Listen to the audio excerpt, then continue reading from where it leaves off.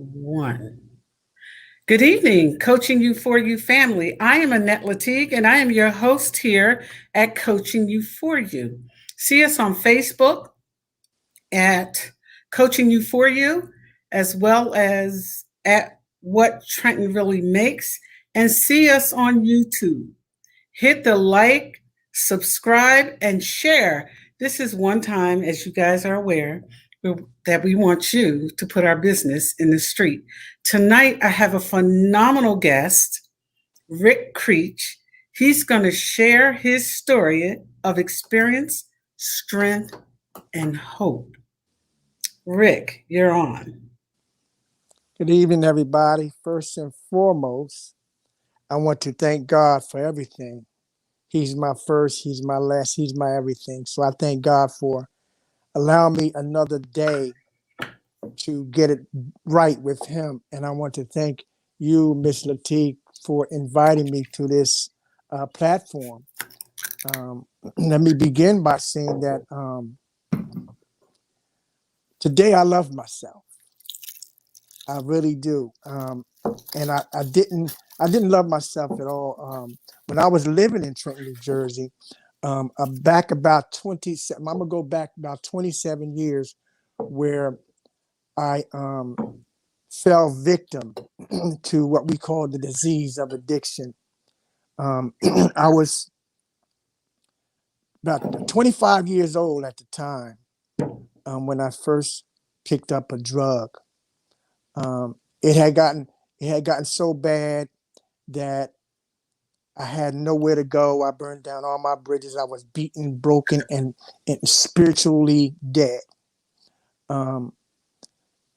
What turned my life around? I'm not going to go into like the war story because it was real gruesome to me.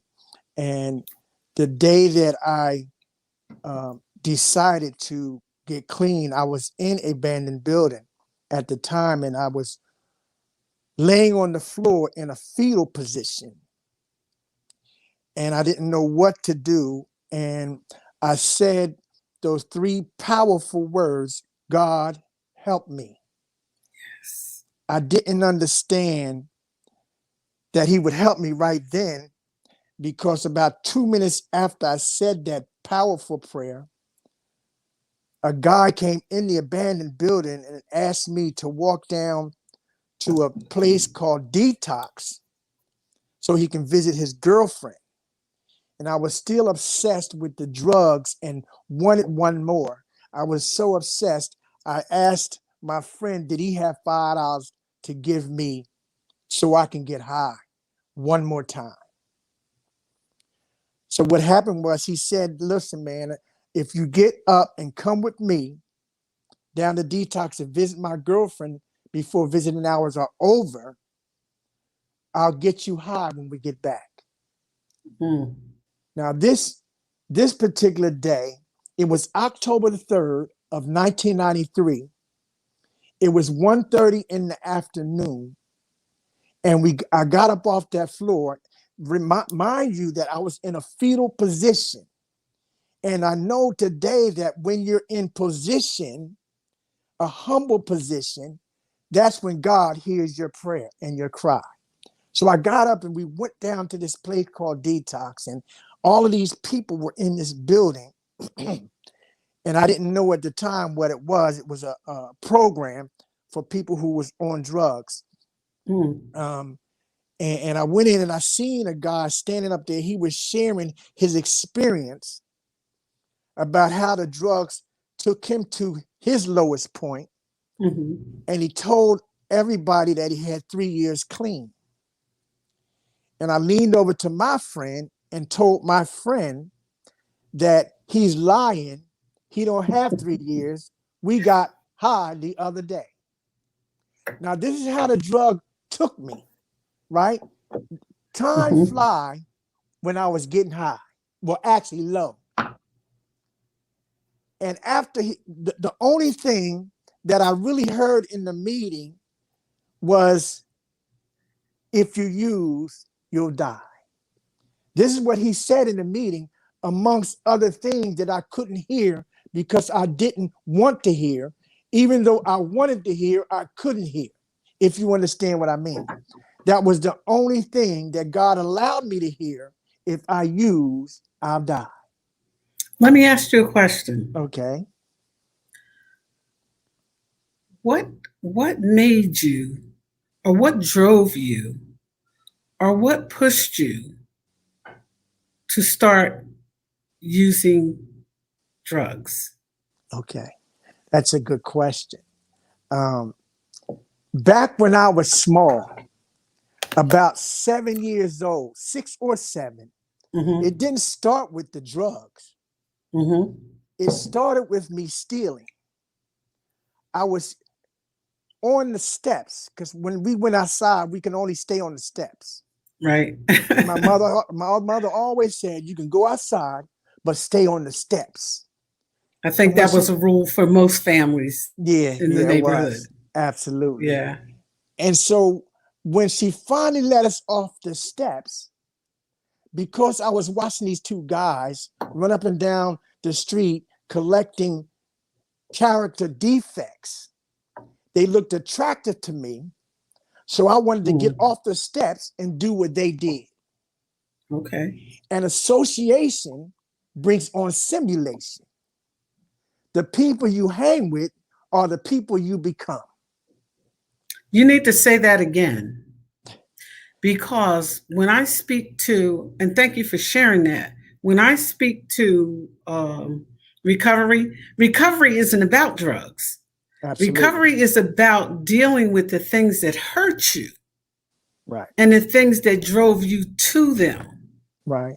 Those are the things that in recovery, whether it's from drugs, a love affair, an abusive relationship, Absolutely. incest, rape, whatever it was, is what recovery is about. Right. And so you were assimilating to what you saw in the neighborhood. Right. At the Absolutely. time, did you realize what they were actually doing? They were going up and down the street stealing from the store and gambling and all of that stuff. And it looked attractive to me. But let me say something about recovery.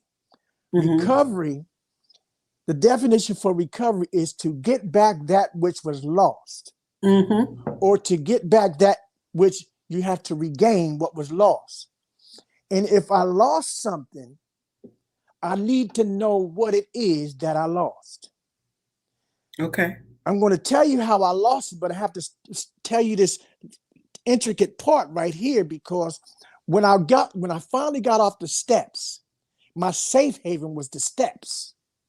Right. I got off the steps. I went to the store with Squeaky and Boo Boo. That's their names. That was their nicknames, rather, for the street. And we went into the store, and they like these cookies. I really don't mess with them today. They call Luna Doom cookies. Okay. I went in the cabinet to steal the cookies, and I heard God's voice saying, "Don't do it." Because we were Mm. raised up in the church, we were raised up knowing right from wrong. And every time I'm away from my mother, God steps in and tells me not to do it. But I did it anyway. Okay. And my first high was the adrenaline of not getting caught. From That stealing. from stealing. Okay. That was the adrenaline of not getting caught. That was a Okay. drug. That was part of an addiction that I didn't know that was an addiction. So I came out of the store to give these guys some cookies, right? Mm-hmm. And what I did was I bought into the lie or the illusion that the cookies taste better if they were stolen. So once the cookies gone, Squeaking Boo Boo left. So I had to go back in the store to get some more cookies so I can lure Squeaking Boo Boo back into my life. I go back in the store to steal some cookies, some more cookies, and I heard God's voice again. But the second time I went in there, the ironic thing was I didn't hear God's voice as loud as it was the first time. Hmm. And I continued to go back in the store, continued to go back in the store. And every time I went in the store, God's voice got lower and lower and lower until I didn't hear his voice no more. Now I'm Mhm. floating on self-will. Okay. Self-will leads you to make decisions based Mhm. on manipulation, ego, lust, and false pride. So in the beginning, man creates a habit, and then in the end, the habit creates the man. And then the man can't stop what he's doing. You said a mouthful in saying that. Addiction is a disease, and it comes in many shades, all shades, doesn't discriminate. There's no racial disparity in it.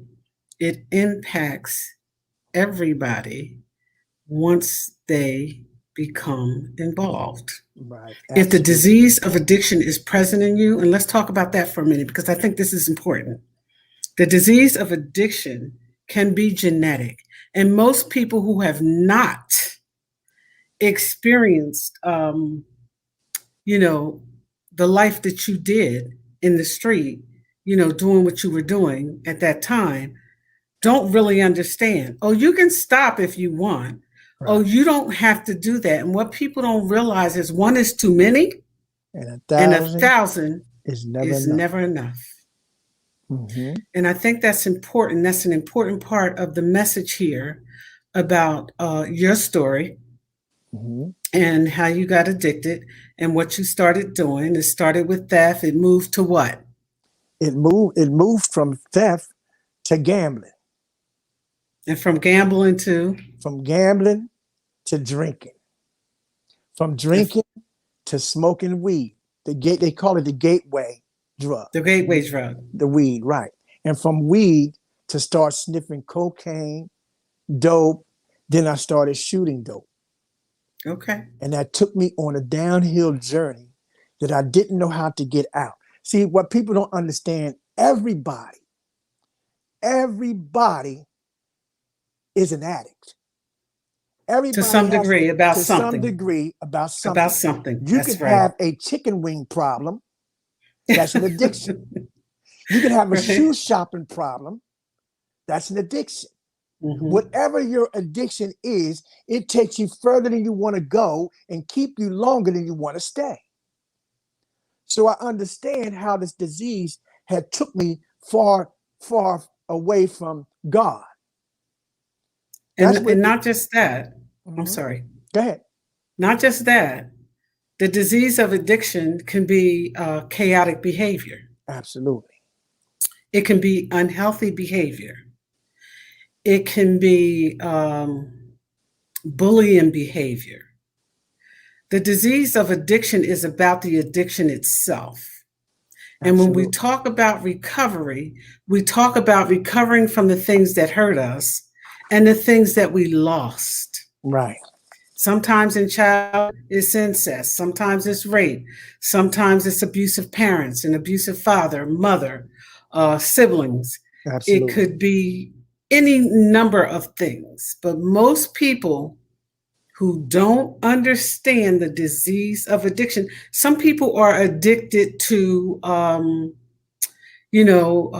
people watching them and looking at them and speaking well of them. Some people have that adrenaline rush, not just from buying shoes, smoking weed the gateway, drinking, or doing other things, but from adulation, where people just adore them and are Right. always pumping them up. Some Mhm. people, even on social media, have a social media addiction. They have Right. a need to discuss every single thing that happens in their life, blow by blow. And a lot of times that happens because people believe that they are, a big part of a community and people want to see everything about them. And then when Right. people start to mistreat them, they don't understand why. Yes. They're Yes. sharing too much of themselves. But they do that because it makes them feel important. Right. It makes them Popular. feel needed. It makes them feel popular. Popularity is an addiction. That's right. Publicity is an addiction. And so when we talk about addiction, we're not just talking about drugs.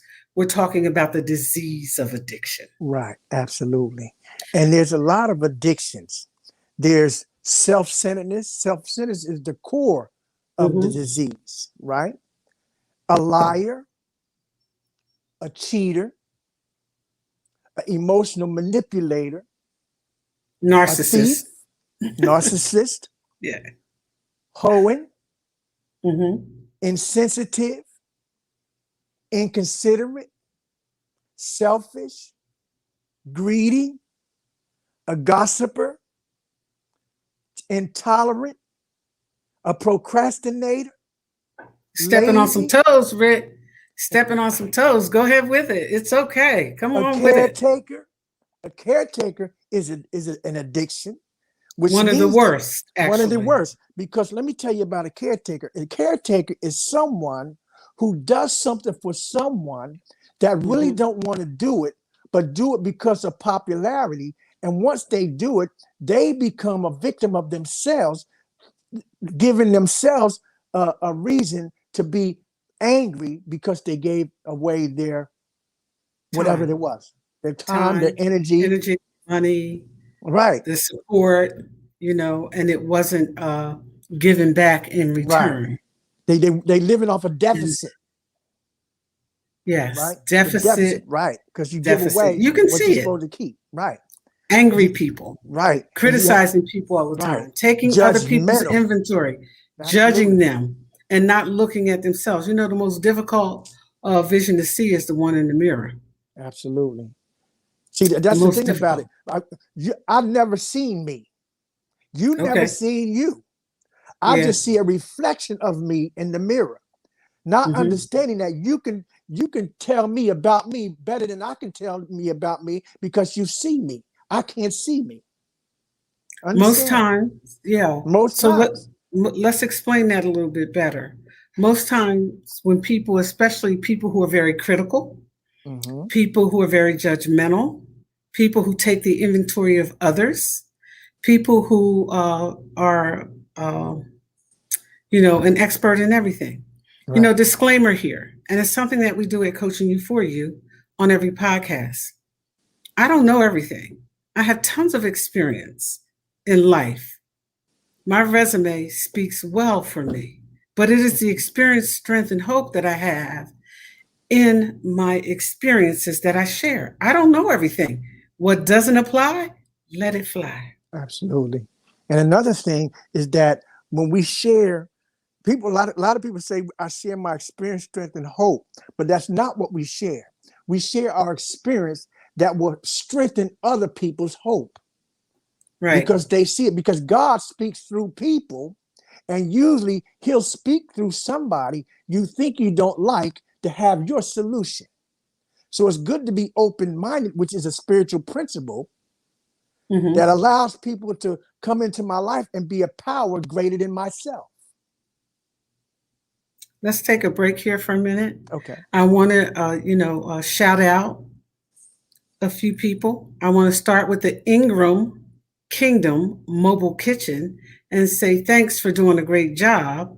I want to shout out Sakina Iman over at the Food and Bar Grill. I want to shout out Elise Robinson Carter for Elise's Catering. I'd like to also shout out Latoya Green, whom I am just becoming familiar with. She does a balloon. She has a balloon and event uh, business, and she's very good at these balloons and decorating them. And so hopefully I'm going to have a little bit more information about her, Latoya Green. I want to shout out Winston Dramatic Mills and say, keep doing what you're doing. You're doing phenomenal work in the community. And of course, I cannot leave out Bruce Boyd, building our youth and our boys. Bruce, thank you for the work that you do. It makes a difference. I want to tell you about Juneteenth. Juneteenth will be posting here on our next video moving forward to the time that the event happens. But Juneteenth is going to be a phenomenal event. So look for information about Juneteenth here in the city of Trenton. Okay, Rick, let's talk about What turned your life around? So you've talked about the adrenaline rush, the addiction, Right. and wanting to emulate people that you thought were doing some things you wanted to do. Let's talk about what turned you around. And before we do, I want to tell you all what doesn't apply, let it Let it fly, fly. because you have to believe in a power greater than yourself. I Absolutely. choose God. Absolutely. Whoever you choose is all right with me. I choose God. And so tell me, Rick, what was the turning point? What grabbed your attention? The turning point actually grabbed my attention on the last day that I used drugs, October the 3rd of 1993. I had went Mhm. home to my mother to get $5 from her. I was obsessed with $5. And what she said to me, she said, listen, I'm not giving you $5. What I want you to do, baby, she talked real soft and real nice. I Yeah. want you to go upstairs, pack your bags, and get out of my house. And I said, oh, Mom, I just want $5. I was obsessed. I just wanted Hmm. one more. Okay. And she said, she didn't get mad. When my mother got mad, she used to talk through her teeth. And Like she said to this. me, sit down. I want you to go upstairs, pack your bags, and she cussed, get out of my house before I kill you. That's her exact words. So I started going up the stairs and I Mm. started crying. We talking about emotional manipulation now. Hmm. I was emotionally manipulating her by crying. I could have won Academy Award that day, I think, because I had the hiccup cry at 39 years old. So I knew it was Mm. emotional manipulation. So she said, come here, baby, come here. And I said, I got $5 now because I thought I had manipulated her out of it. So I got back down the steps and she said, never mind, baby. Just give me my key and get the H out of my house before I kill you. And when I handed her key, she picked up the phone and she dialed 911. She called the police on me. Mm.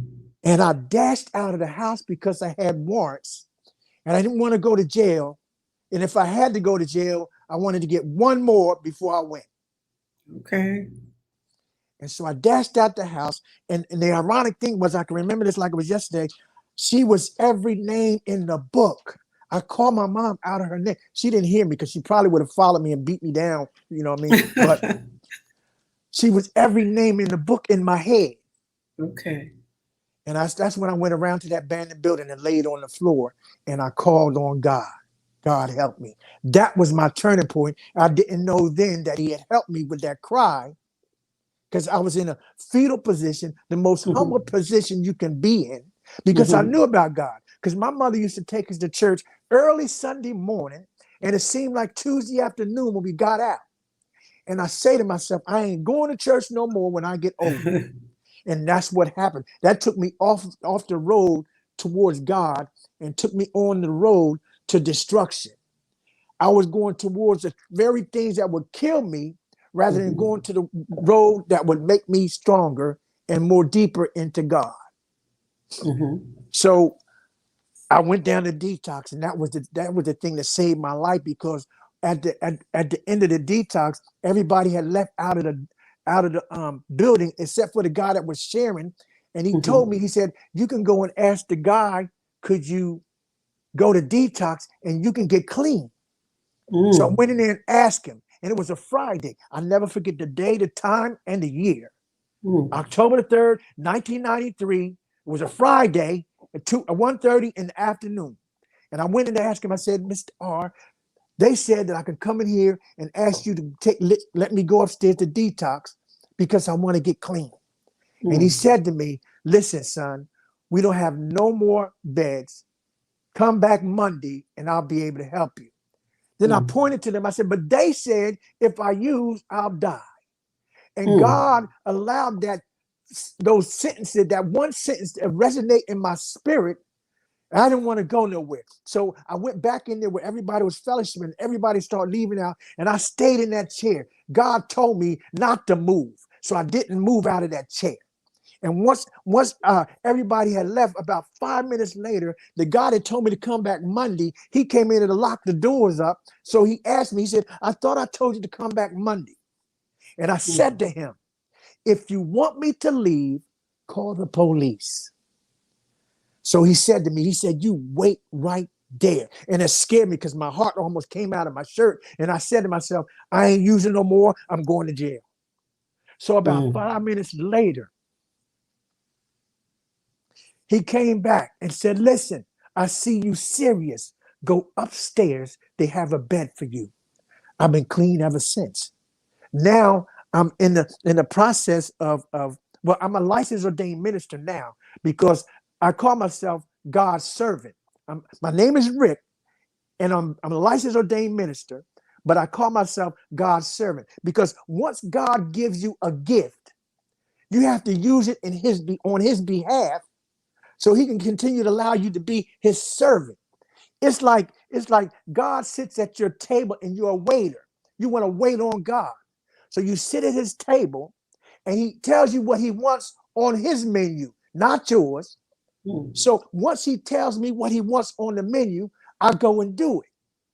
I come back and ask him, is everything okay? And he'll probably give me another assignment. And An I go and do assignment. that. So I come back to him and says, everything okay? He said, yes, everything is good. When he gets up from his table, he's going to leave me a tip. Now, how big the tip is depends on how well I waited on God. So that's how I continue to go forward with God. And I keep myself straight and on the narrow because I live with integrity. Integrity is having the ability to regulate your conduct through sound judgment rather than emotional impulse. See, I always ran off emotional impulse, not realizing the emotional impulse kept me using. Rick, Yes, they're inhaling the inspiration. They are inhaling the inspiration. That was our goal tonight. I'm a believer and you're a believer. absolutely, We choose God. absolutely, He's there for us.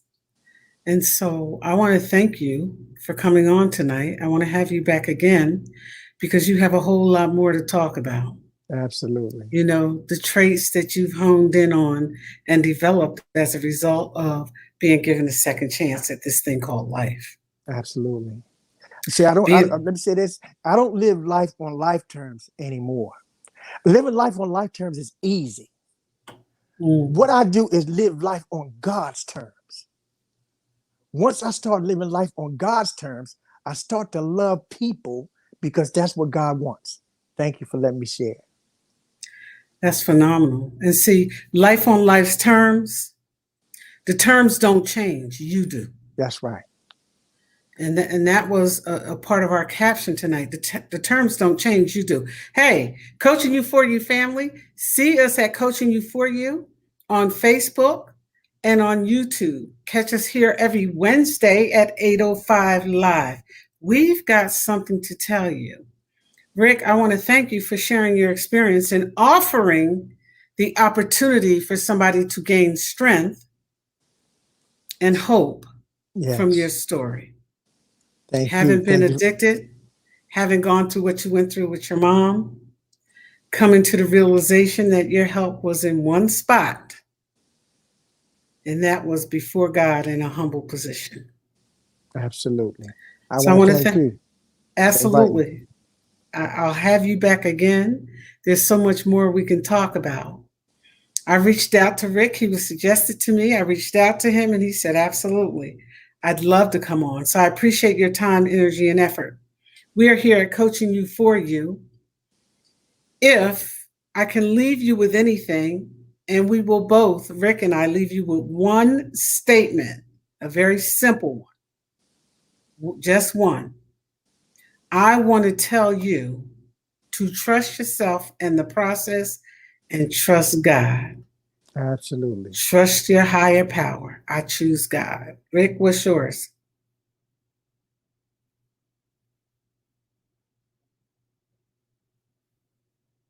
We lost Rick. I'm sure he'll come back in. I want to thank you again for being here with us this evening. I want to tell you that we're here every Wednesday from 8:05 p.m. We will be vacationing every other Wednesday throughout July and August.